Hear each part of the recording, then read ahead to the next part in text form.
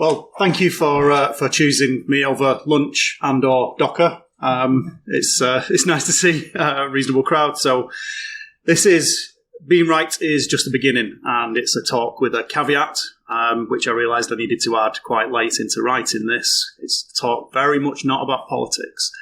Now that kind of binds some of you maybe, because if you get up and walk out now, we know you're a bit of a fascist. So sorry about that.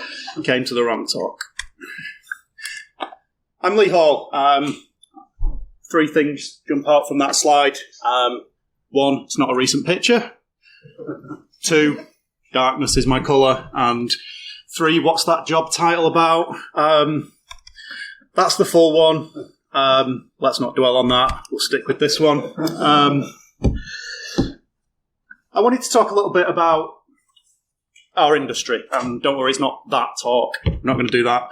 I wanted to talk about kind of the superheroes within our industry. And as Glenn introduced at the beginning of the talk, the lineup today is incredible. We've got superheroes amongst us today. You know, we are a reasonably small industry, and you know, we've got the superheroes, we've got the rock stars. You know, there's people, you've just heard about the detail coming from the last talk about, you know, incredible things that have been written by people here today.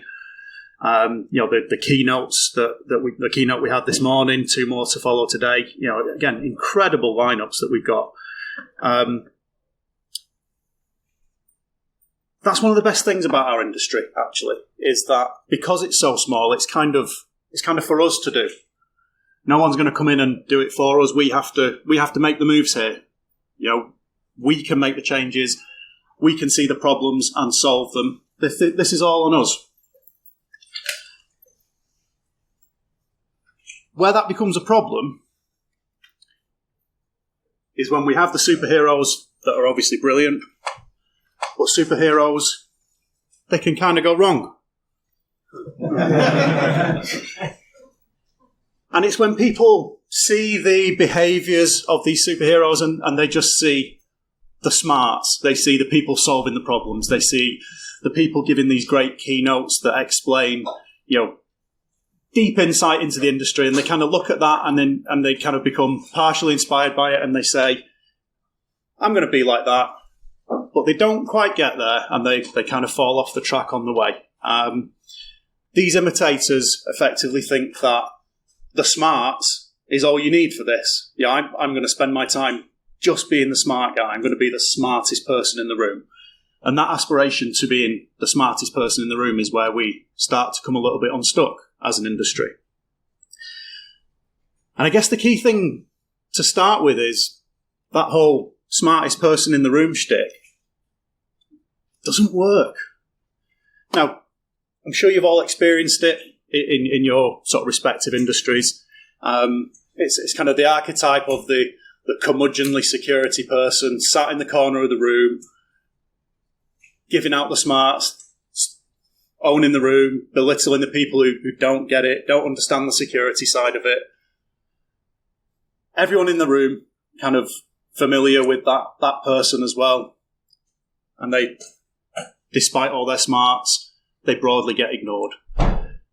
Kind of leads me to wonder what it's like for them when they leave those rooms. And I've known a few of them myself. Kind of like to imagine that it's kind of like that when they leave the room. I'm smart. I've done the research.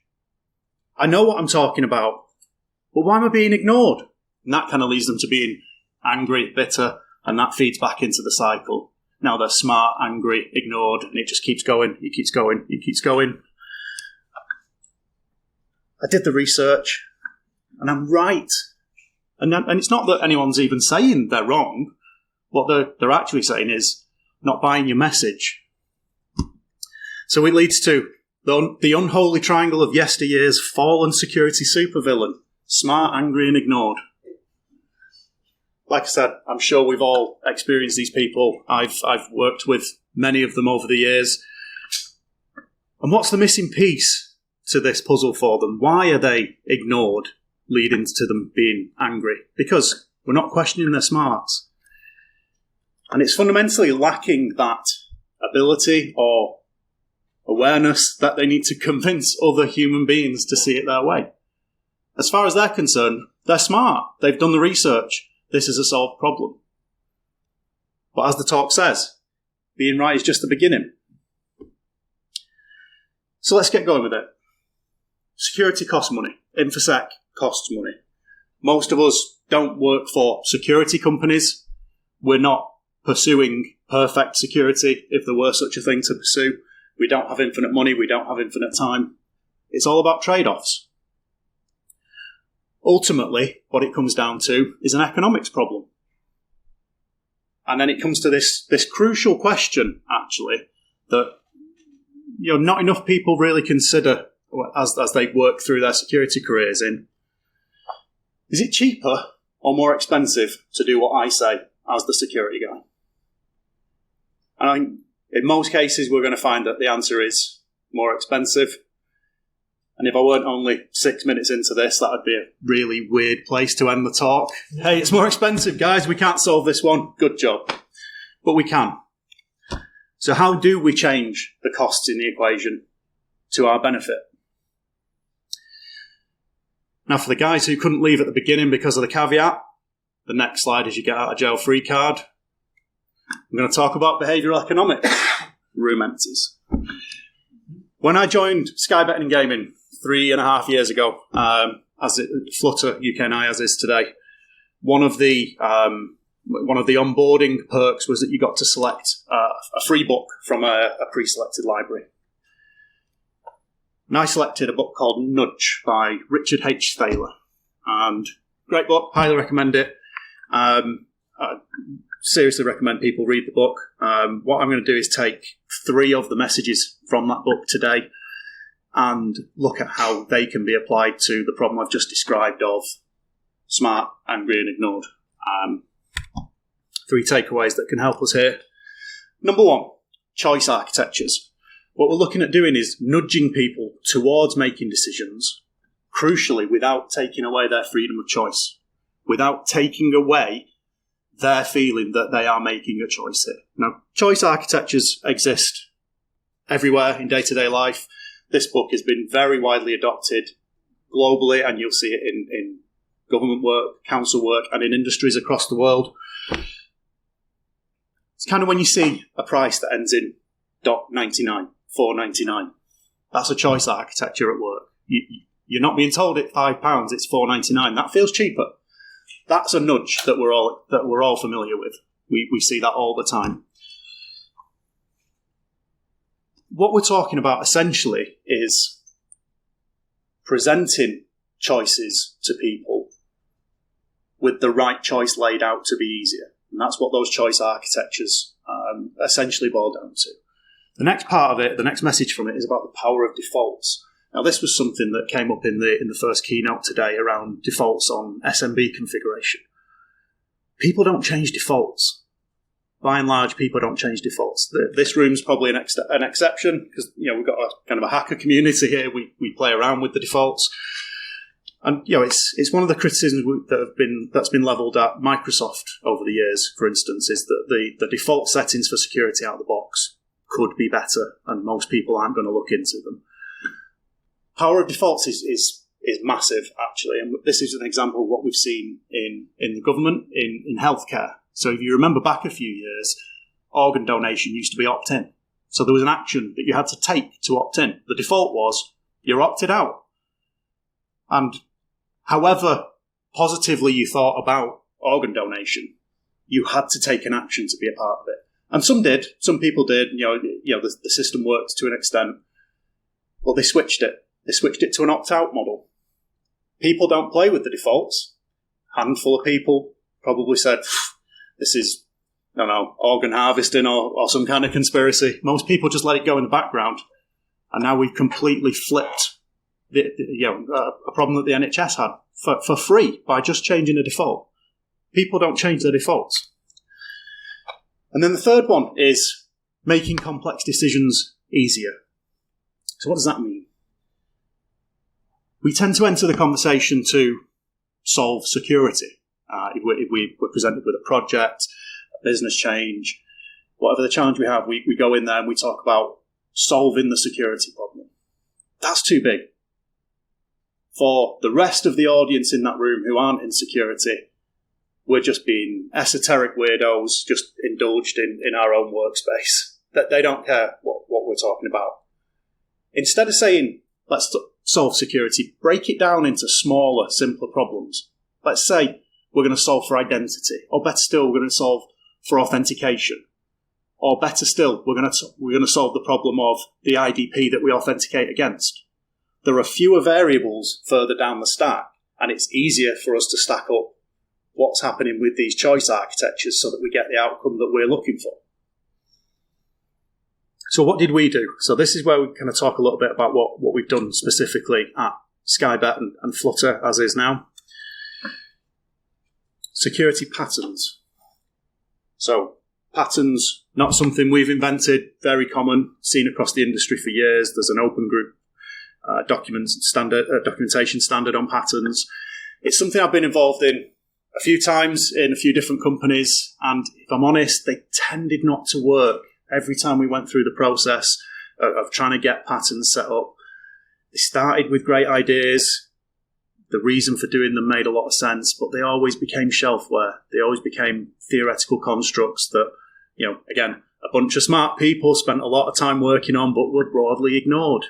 So you've got to ask why. So what did we do different? So the way I talk about the patterns is it's the selective relieving of friction.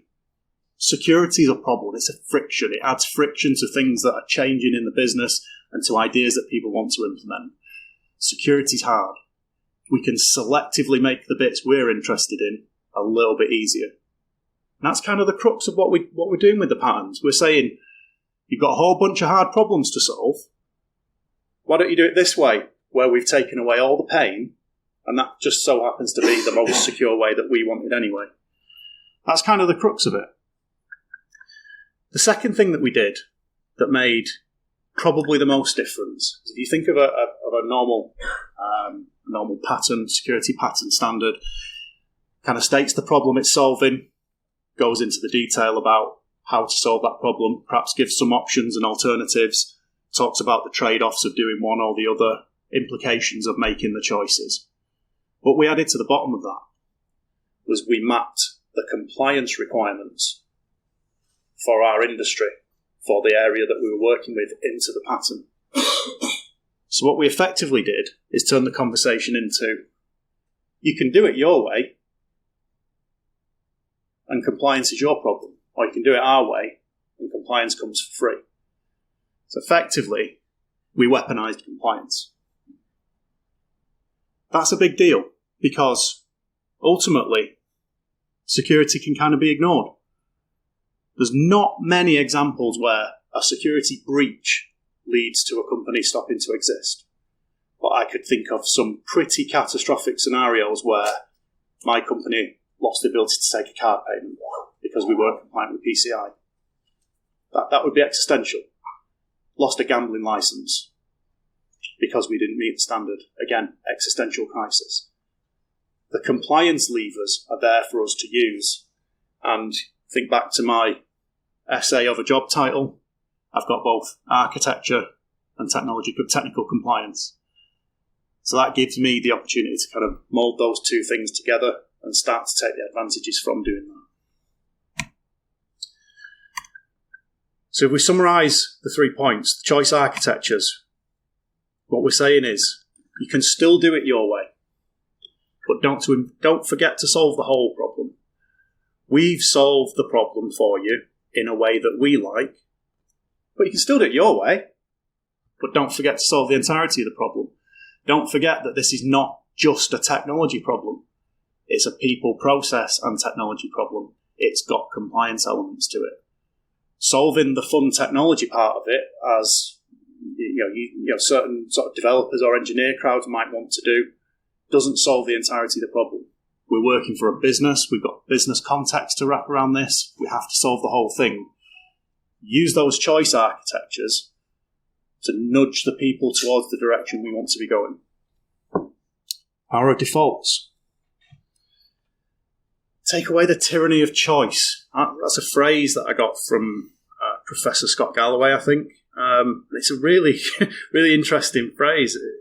People don't want choices, by and large, was his theory. And it kind of stacks up. They want easy defaults. They want defaults they don't have to fight. They want defaults they don't have to argue with.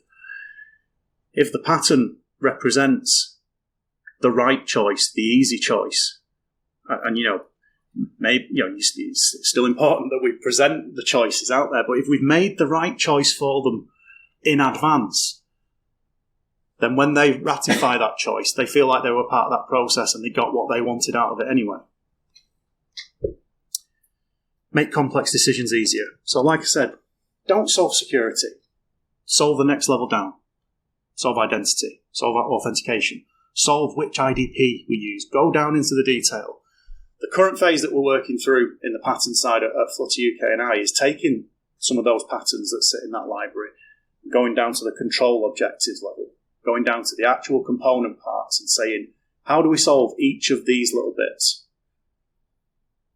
That starts to become really useful for our frontline, for our consultants who are seeing wave after wave of different solutions, different business problems being presented to them.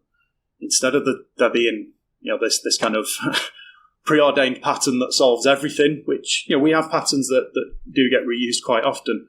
They've got a component library of, I want to use one of these, and one of these, and they're all on the shelf, and we can hand those over. The other advantage that comes packaged with that is that we just speed things up a lot. My architecture team, it's not a big team. There's only 3 architects. I can't scale that across a business of 20,000 with business with our change appetite, at least. We have to find ways of speeding it up. Back to the idea of being right is just the beginning. This is something that Glenn tweeted about a long time ago, going back 2 years now. And this whole smartest person in the room. We need to stop being the smartest person in the room, start being the most helpful. It's a good premise to start from. Instead of being the security curmudgeon in the corner who's both right as well as being angry and ignored, start trying to be helpful. Start trying to figure out what security can do to solve the business problem so that it's not an us versus them. It's not, can security score some points in this skirmish? Solve the problem with them. Move from the smartest person in the room to the most helpful person in the room. But do it in a smart way. Do it in that way where we're still presenting the choices. We want you to make the choices. We want to work with you. But we kind of want you to make the right choices. And if we make that easier for them, that's how we win this one. Thank you.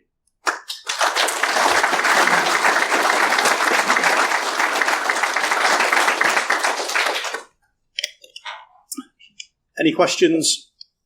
Yes? I'm curious to your opinion on the ones who find problems for your solutions. They don't, as I say, they're not typically the smartest, or they don't see the full picture. In your opinion, how do you battle that, vector, if you like? Yeah, and that's one of the challenges that we've faced, really, is that those people are still in the room with us and they are still playing I've got this figured out, I'm the smartest person. And you kind of have to solve that, from my experience, in 2 different ways. One is you can't throw them under the bus. It's not really fair to be using them as your counterpoint directly. But you kind of can't stop them playing that game either. So you entertain the amount of time they're going to get in that conversation, and you kind of take that and say, this person is right in what they're saying, and then you kind of pivot that conversation into, we're not tearing chunks out of this. There's a better way of solving it. And again, back to that, we can solve this problem. It's not a security problem. It's not a business problem. It's a problem we need to solve together. You kind of have to let it play out a little bit. And I've certainly seen it I've had over the years, some of these smartest people in the room work for me as well. and you kind of have to just take it as showing them a better way. And being angry is no one's preferred state. Most people's preferred state is to not be angry. Showing them a different way that can work, where having done the research and been right, and can convince a room of it, that gives them a growth path. That gives them a way out of that kind of sitting in the corner, despairing why you can't get your own way. And that's the way I've played it in the past. Is just kind of sort of gently put an arm around and show another way and let them realise and come out of that. And again, that's kind of applying the nudge thing. I'm not going to tell you to stop behaving that way. I'm going to show you another way, and it's the right way. It's a better way. There's less friction this way. Well, why not try it and see the results? And not in 100% of cases. In some cases, that's improved other people's kind of experience and outlooks as well. Based on my understanding, the recognition of compliance seems to be a big part of how the security patterns are adopted. Do you have any recommendation in terms of what an organization can do that is not tough? So you're saying does that organisation not have compliance requirements? They don't have any compliance requirements per se that they need to follow. How would you get something trusted? How would you actually go about getting a buy-in from the higher ups that you need to start working? Yeah. Okay. So in almost all cases, I would suggest that there is some compliance or legal framework that a company is going to need to be working within. You take the GDPR as a general catch-all, that's probably going to give some leverage to basically any conversation. So I would start to look a little bit wider for that leverage and start to pin it to your industry specific legislation. I know, for instance, as well, we've got the NCSC who are publishing standards for small and medium enterprises to work towards in security. That can be a good place. So again, that's not saying you have a security problem and you're going to fight me about it. That's saying this is government recommendation for basic good practice. And that kind of external leverage can help as well. Instead of it being smart guy in the room says so, government kind of say so. And that separating you from the black and white, the right and wrong, it's a third party kind of suggesting this is the way to work. That can work in your favour there as well. Insurance, perhaps, as well? Yeah, another great one, insurance. We've seen, I'm not even sure where the insurance industry is with this kind of stuff at the minute, but they've been going through some real problems recently in trying to figure out how to insure companies on a cyber front. It was the magic money tree a few years ago, but I think they've more or less worn that out. So they're having to crack down on that and get a lot tighter. And then that's where, tie it back to the previous question, that's where things like ISO 27001 can start to come into it. Everyone's basically singing from the same hymn sheet. Everyone's basically asking for the same things. So if you can find your external leverage, be that government, GDPR, insurance, or industry-specific legislation, that's where I'd go with it. How can you highlight that if somebody does a best action, but this is what we see being the best action, are you having to go through now your risk rating? Yeah, so if again, back to my essay of a job title, I also have technology risk, so that kind of sits with me as well. Risk is an important lever in the conversation, particularly when I look at our industry where speed is essential. If in any context, if security stand up and say, stop the train, we've got questions, we're just going to get rolled over. It's not going to work that way. One of the things that I kind of always talk about on the risk front is, and I mentioned earlier, is the business is here to make money, not to make security. And if we've got a security control that's being implemented in a suboptimal way versus this new tech or this new product that's going to make us £1 million a minute, again, we're not going to get into that conversation because we will lose it. So that becomes a risk conversation. And that needs to be handled in two ways, really. That risk process needs to be robust. That needs to be really clear about those trade-offs. And it's all about trade-offs, and it's perfectly valid for our businesses to be making those trade-offs. All we need to do is to make sure that they're informed as they do it. The second side of it is, if my control is so much of a burden for something fundamental like authentication, for instance, maybe I'm getting it wrong. It should be easy. It should be invisible. It should be basically transparent to the end user, to the business, so that they can go on making £1 million a minute, and we're ticking the boxes as well. So I think there's two sides to that. Make sure the risk process is actually robust, useful, makes it clear on what owning and signing off that risk means. But take another look at the controls that are too hard. Are they really too hard? Probably not in some cases. You just said about risk and moving at pace. I find that dealing with risk sometimes slows the business down. You have to be able to articulate the risk in a useful way, and you might have to wait to severe risk or high risk for a quarterly review of risks by the board, therefore you can hand down the road, a quarter of the year, so to speak. How do you deal with that and make sure it's you're giving the right advice? You do it at pace. Yeah, it's a great question around doing risk at pace. A long answer to that, and I'll probably try and summarise a few points. I've only got a couple of minutes, but essentially we have hierarchical acceptance. So depending on the magnitude of the risk, depending on how high it needs to go, it's right, I would suggest, that severe risk, critical risk should receive that scrutiny and sign-off from somebody quite senior. I would challenge that needs to take months, though. Again, we're back to the scenario of do a thing or £1 million a minute. That should be a really quick conversation, and that should be in front of whoever your hierarchical sign-off is. In our risk model, the more severe risks end up at Exco, as you would expect, and we need to get those in front of the CTO. Thankfully, we're in a good place with our CTO at the minute.